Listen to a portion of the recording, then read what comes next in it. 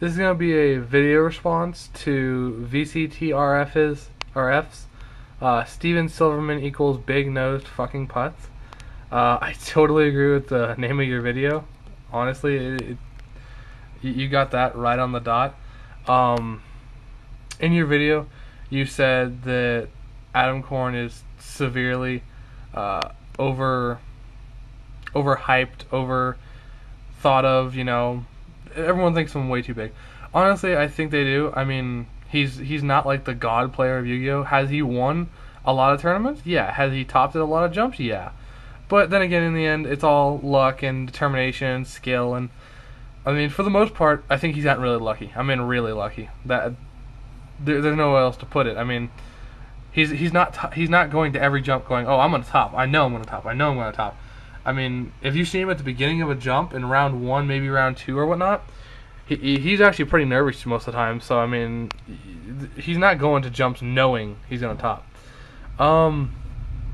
Honestly, I think stuff like this is stupid. People like put his face on cards and shit, and that's just ridiculous. I mean, he's not I think he's actually probably one of the most famous players in Yu-Gi-Oh. It's ridiculous. I mean, even the people who don't play competitively, they know the name Adam Korn, and I think that's cool though. I mean, he got his name around. I mean, that's probably the best thing you can do is you want people to know who you are, and everybody knows who he is. So I mean, kudos to him on that part. I mean, and honestly, I hate to say it, but he is a legend in Yu-Gi-Oh. I don't honestly know why. But like everybody knows his name and everybody respects the guy. A lot of people hate him because he is so popular and because he's so overrated.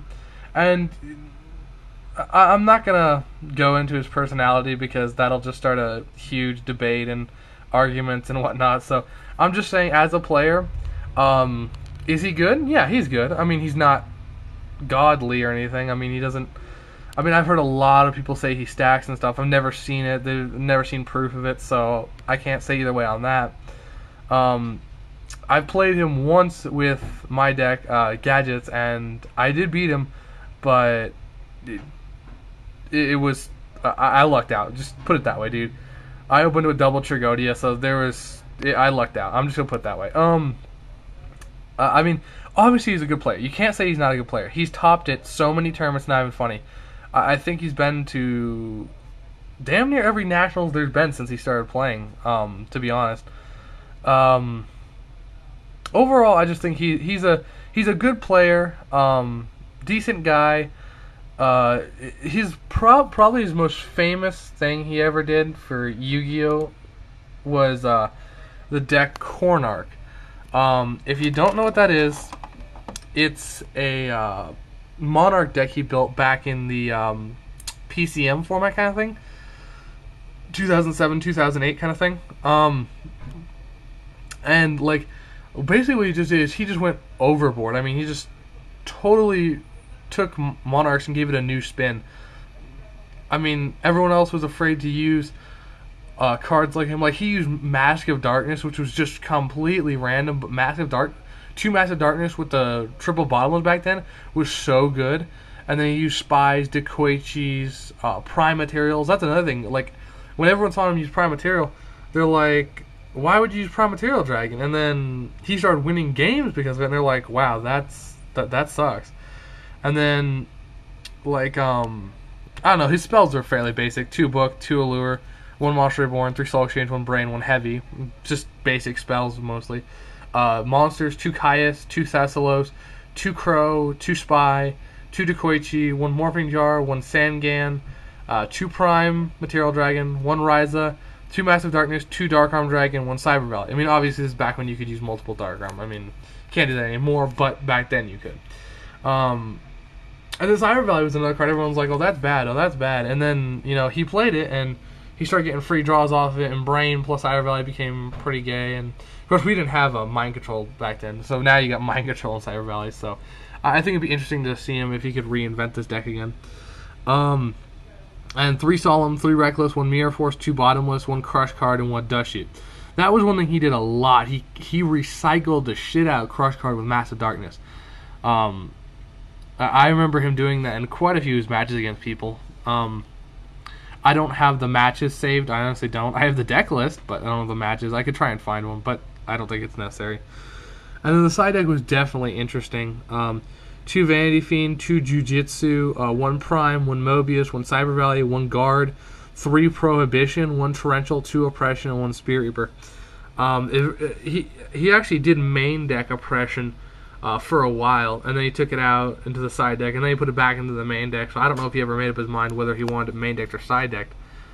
But regardless, the deck was good. I mean, I don't know. I know he took it to 2008 Nationals, and he I don't know if he won a jump, but I know he at least topped at a jump with this deck. So it was kind of the premier Monarch deck back then, and everyone was like, "Oh my God, Cornarch!" And he actually got his own name on a deck. I mean, that's what's so ridiculous about it, because like it used to be just like PCM, Perfect Circle Monarch, and then he came up with this version, and everyone's calling it Cornarch. So I mean, I think that got him a lot of hype in the Yu-Gi-Oh community. Is that he got a deck named after him. I don't know very many decks that are actually named after people. I thought that was really interesting. And back then, I loved Monarch. I mean, Monarchs were just shit for me back then. Monarch and Gadget. I've always been Gadget, but Monarch were fun back then too. And I thought this deck was amazing. I thought it was really amazing, and he did a good job building it. But yeah, I mean, yeah, he's pretty good at building decks. I'll give him that. But he's not like everyone says he is. Everyone's like, oh, if you verse Adam Korn, you're gonna lose automatically. It doesn't matter. I mean, he's gonna win. Just scoop. It's like, no, that's not true. I mean, yeah, you need to play smart to beat him. But I mean, you can beat him. Anyways, going back to the original thing, the Steven Silverman.